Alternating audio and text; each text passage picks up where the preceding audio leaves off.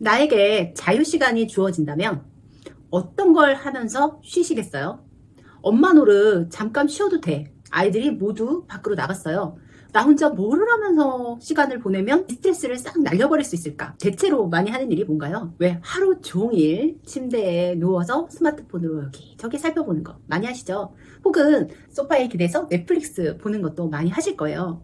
때로는 나 너무 잠이 고팠어. 그동안 너무 못 잔 것 같아. 애들 없는 틈에 한번 푹 쉬고 싶다 생각해서 푹 낮잠을 주무시는 분들도 많을 거예요. 게임을 열심히 하다 보면 그 게임에서 점수가 딱 나가지고 아싸 기분 풀렸어 라고 생각하시는 분들도 있을 겁니다. 역시 스트레스 받을 때는 맛있는 게 최고야.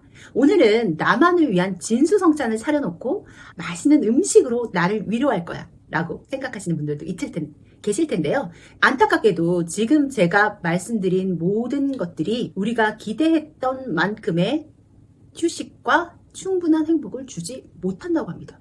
이게 무슨 일이에요? 내가 쉬려고 하면 인터넷 서핑, 컴퓨터, TV, 영화 감상, 식사나 간식 먹기, 수면이나 휴식이나 긴장 풀기, 컴퓨터나 스마트폰 게임 이런 것들을 해왔는데 이런 것들이 나한테 행복을 안 줬다고? 내가 주말마다 하던 이 것들이 나를 충분히 행복하게 하지 못했다고요. 그러면 내가 쉬고 있는 게 뭔가 잘못되었다는 얘긴데요. 도대체 우리 뭐 하면서 쉬어야지 스트레스를 풀 수 있을까요?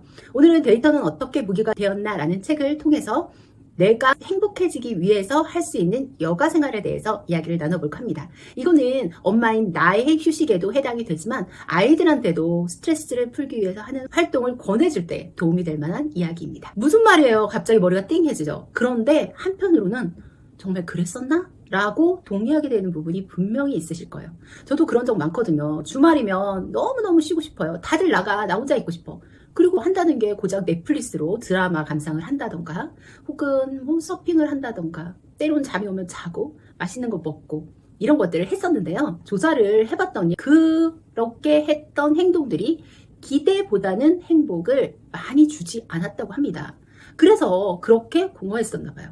하루 종일 내가 뭔가 쉬었고 휴식을 취했거든요, 분명히. 그런데 개운하지가 않은 거예요. 나 시간을 뭔가 낭비한 것 같아 라는 생각이 들고 뭔가 쉬어도 쉰 것 같지가 않고 기분이 업되지가 않거든요. 더 무기력해지는 것 같고 머리가 멍해지면서 주말에 핸드폰만 하고 영상만 보고 했던 거 이제 하지 말아야겠다는 생각을 저도 했어요. 그런데 이상하긴 했죠. 내가 그걸 하면서 머리를 쓴 것도 아니고 몸을 쓴 것도 아니었는데 왜 이렇게 피곤이 풀리지 않았을까 참 궁금했는데요. 이 책에서 답을 얻었습니다.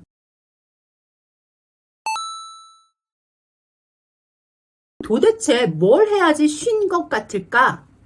사랑하는 사람과 친밀한 접촉을 했을 때 가장 행복감을 느낀다고 합니다. 사랑하는 사람과 신체적으로 따뜻하고 친밀한 접촉을 하면요. 행복하다라는 느낌이 든다고요. 이거는 동의가 되죠. 코로나 때문에 친밀한 사람과도 관계가 조금 어색해지긴 했지만 그럴 수 있을 것 같아요. 의외로 두 번째로 행복을 주지만 과소평가됐던 활동이 있습니다. 연극이나 무용, 음악회에 가는 것이 두 번째로 행복을 주는 행동이라고 합니다.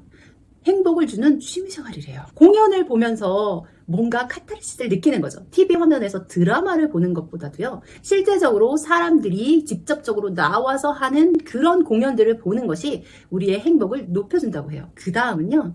전시회나 박물관, 도서관을 가는 활동이 행복을 높여줍니다. 왜? 미술관에 가서 나 그림은 잘 모르지만 그림 한번 보고 싶다 할 때 있잖아요. 그게 마음을 충만하게 해주는 거예요. 내가 럭셔리하고 의미 있는 뭔가 고급스러운 취미 생활을 한 것 같은 그런 뿌듯함이 느껴지는데요. 그런 자기 위안을 떠나서 그것을 넘어서는 정말 행복감을 주는 취미 생활이었던 겁니다. 스포츠나 운동, 달리기가 그 다음을 차지했습니다. 몸을 움직이고 땀이 흠뻑 나고 그런 활동들이요. 사람들의 에너지를 업시키고 쉬면서도 행복한 느낌을 주는 거예요. 아니 주중에 내내 몸을 움직이고 너무 피곤했는데 또 주말에도 움직이고 운동을 하라고? 라고 생각할 수 있는데요. 운동만이 주는 그런 묘한 쾌감이 있죠. 운동을 하고 땀을 쫙 흘리고 나면 몸이 개운해지면서 오히려 컨디션이 업되는 그런 기분이요. 그게 바로 행복과 연결되는 활동이었기 때문입니다. 그 다음은요, 원예 활동입니다. 우리 코로나를 통해서 원예 활동들을 했던 분들 많으시죠? 그것이 그만큼 행복감을 주기 때문이에요. 집에 화분 몇 개 키우는 게 무슨, 오히려 반려동물을 키우는 게 큰 위안이 되지 않을까라고 생각을 하실 텐데요. 아닙니다. 반려동물을 키우는 것보다 화분을 키우고 꽃을 키우고 원예 활동을 하는, 자연으로 나가서 활동을 하는 것들이 훨씬 행복감을 불러일으킵니다. 노래나 연기를 해보는 것도 스트레스를 풉니다.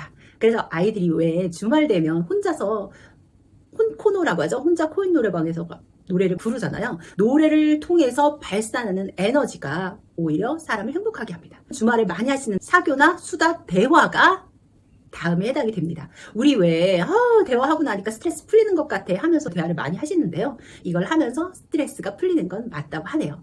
조류나 자연 관찰, 또 걷기나 등산, 사냥과 낚시, 음주, 또 취미활동, 그리기, 만들기가 행복감을 높여줍니다. 명상이나 종교활동, 운동경기나 행사를 보는 것, 또 아이 돌보기와 놀아주기, 반려동물 돌보기와 놀아주기, 음악 감상, 기타 게임이나 퍼즐, 장보기 그 다음을 차지했네요. 자, 이제 행복감을 주는 활동들 끝으로 가고 있는데요. 끝에서 우리가 보통 하고 있는 것들이 많이 나옵니다. TV 시청, 영화 감상, 컴퓨터, 스마트폰 게임, 식사나 간식, 요리나 식사 준비, 차, 커피 마시기, 독서, 강연이나 팟캐스트 듣기, 샤워나 옷 갈아입기, 몸 단장, 또 수면, 휴식, 긴장 풀기가요. 그 다음에 해당이 됐습니다. 제일 많이 행복감을 반등시키는 활동이 바로 알아눕기입니다. 그만큼 스트레스를 많이 받는다는 거죠.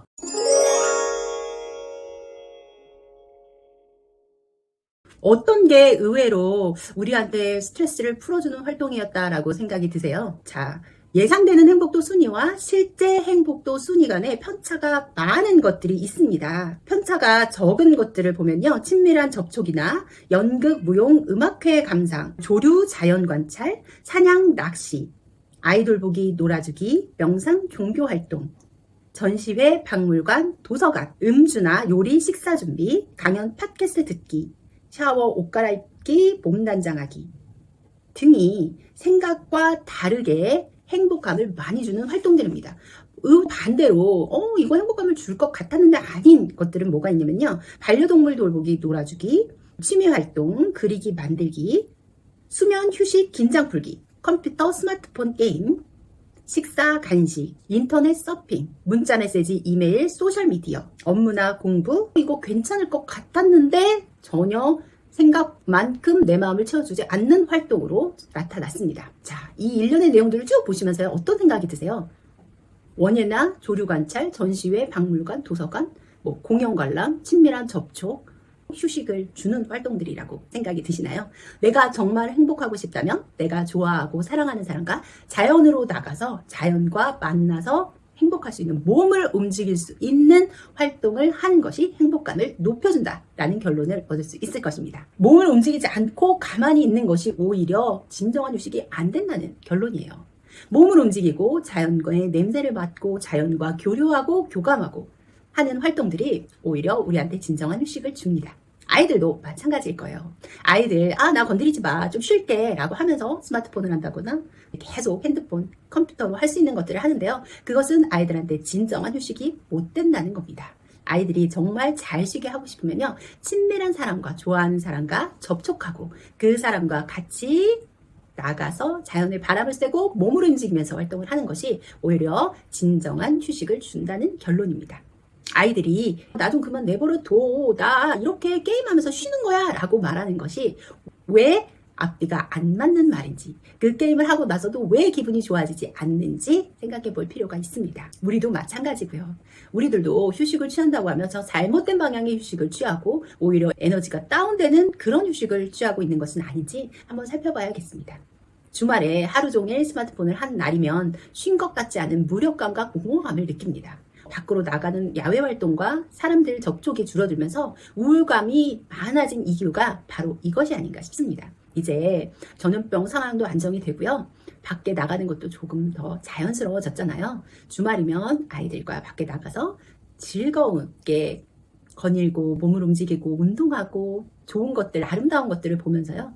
대화를 나눠보면 어떨까요? 그게 아이들이 한 주일을 잘 마무리하면서 에너지를 충전하고 다음 새로운 한 주를 살아나갈 수 있는 힘이 되어주지 않을까라는 생각이 듭니다. 오늘 진짜 쉰다는 게 뭘까? 진짜 쉬면서 무엇을 해야지 쉰 것 같은 행복감과 풍요로움을 느낄까에 대한 이야기였습니다. 자연으로 나가서 사랑하는 사람과 눈을 맞추고 몸을 움직여보세요. 조금 더 행복한 마음이 들고 편안해지지 않을까 싶습니다. 엄마가 편안해야 아이도 편안해집니다. 중학탐구생활입니다.